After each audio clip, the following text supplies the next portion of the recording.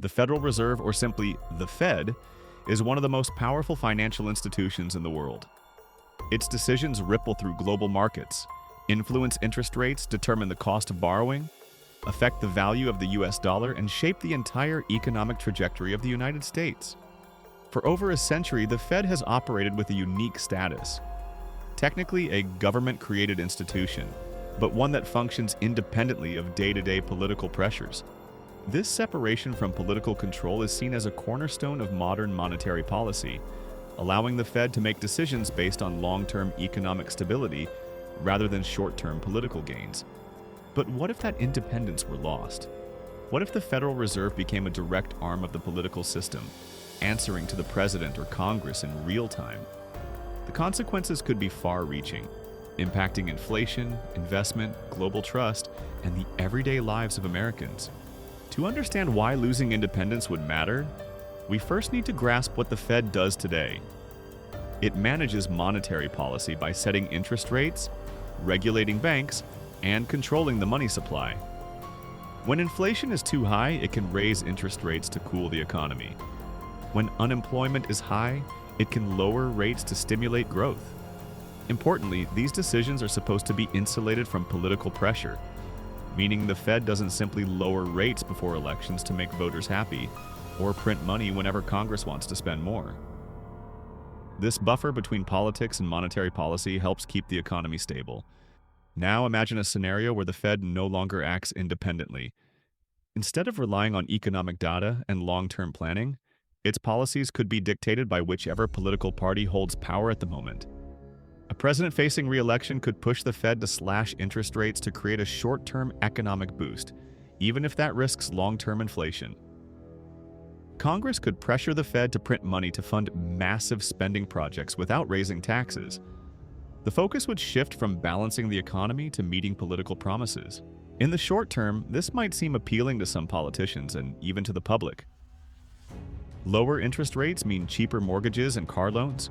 More printed money could mean more government benefits and stimulus checks, but the long-term price would be steep. Without independence, the Fed could become a tool for excessive money creation, leading to runaway inflation. We've seen this story before in countries like Argentina and Zimbabwe, where governments directly controlled their central banks and printed money to cover deficits, resulting in hyperinflation and economic collapse.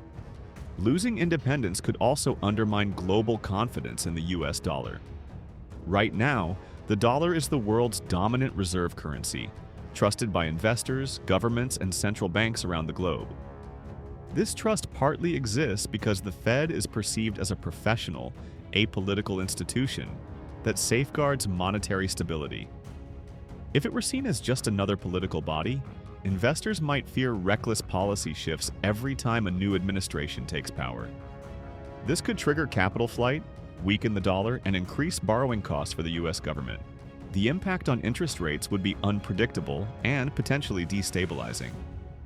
If politicians could pressure the Fed to keep rates low indefinitely, borrowing might become too cheap, inflating asset bubbles in housing, stocks, or other markets. When those bubbles inevitably burst, the economic damage could be severe. On the other hand, if political priorities required rapidly raising rates to combat inflation caused by overspending, the sudden change could plunge the economy into a deep recession. Another risk would be the loss of credibility in financial markets. Investors make decisions based on their expectations of future Fed actions. When the Fed is independent, those decisions are rooted in a consistent approach to data and analysis. If Fed policy started swinging wildly based on political needs, markets could become volatile. Businesses would struggle to plan investments, and consumer confidence could erode. Economic uncertainty would become the norm. The consequences wouldn't be limited to Wall Street. Ordinary Americans would feel the pain in everyday life. Inflation could erode the purchasing power of wages, making groceries, gas, and rent more expensive. Savings could lose value more quickly. Retirement plans dependent on stable interest rates could be thrown into chaos. Businesses might hesitate to expand or hire if they couldn't trust the stability of credit markets. Internationally, losing Fed independence could disrupt the delicate balance of the global economy. The US dollar and US Treasury bonds are pillars of global finance. If those assets lost their safe haven status due to unpredictable political meddling, global investors might diversify into other currencies like the euro, yen, or even the Chinese yuan. This shift could weaken America's influence in global economic affairs and make it harder for the US to finance its debt. The political consequences inside the US would be equally significant. The Fed could become a partisan battleground, with each new administration reversing the previous one's policies. Monetary policy might become a tool of political revenge rather than economic stability. Over time, this could deepen political polarization and make economic management more erratic. Some might argue that the Fed is already influenced by politics, even in its current form. While it's true that Fed leaders are appointed by the president and confirmed by the Senate, once in place they serve long terms and are not supposed to answer to political directives. The danger in losing formal independence is that political interference would no longer be subtle or occasional. It would become the norm. The historical context reinforces why independence matters. The modern Fed was shaped by the lessons of the Great Depression, the high inflation of the 1970s, and the financial crisis of 2008. In each case, policymakers learned that credibility, stability, and clear communication are essential to managing economic crises. If the Fed were a direct political tool, its credibility could vanish in an instant, making it harder to manage both inflation and recessions. Consider a hypothetical example. The US enters a mild recession during an election year. An independent Fed might keep interest rates steady or even raise them slightly if inflation remains a concern. But a politically controlled Fed could be pressured to slash rates and flood the economy with cheap money to create the illusion of prosperity before voters head to the polls. This short-term boost could lead to a much deeper downturn later, as inflation spikes and investors lose faith in US policy. The potential effects on long-term debt are also worth considering. Without independence, the Fed might be pushed to monetize the national debt, meaning it would print money to buy government bonds, directly financing deficits. While this could temporarily reduce borrowing costs, it would also increase inflationary pressures. Over time, the combination of high inflation and high debt could push the US into a fiscal crisis. The relationship between the Fed and the banking system could also change dramatically. Independent oversight ensures that banks are regulated with stability in mind, not political expedience.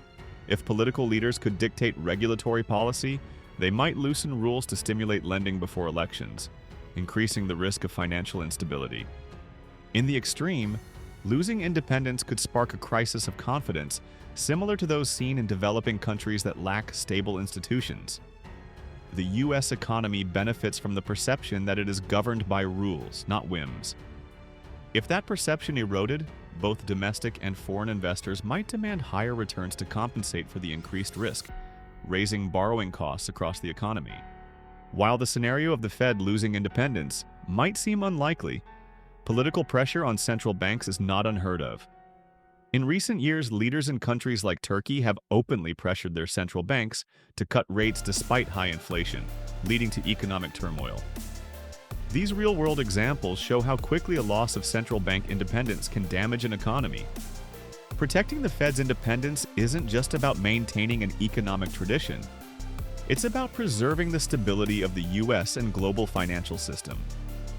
Without that independence, every American's financial well-being would be at greater risk. From mortgage rates to grocery bills, from the strength of the dollar to the safety of retirement savings, the effects would touch every corner of the economy. In the end, the question isn't whether the Fed should be accountable. It already is through transparency, audits, and congressional oversight. The question is whether day-to-day political pressures should dictate monetary policy. History, economics, and global experience all suggest that the answer is no. An independent Fed may not always make popular decisions, but those decisions are more likely to keep the economy balanced over the long haul. Without that balance, the US could find itself on a path toward instability, inflation, and diminished global influence.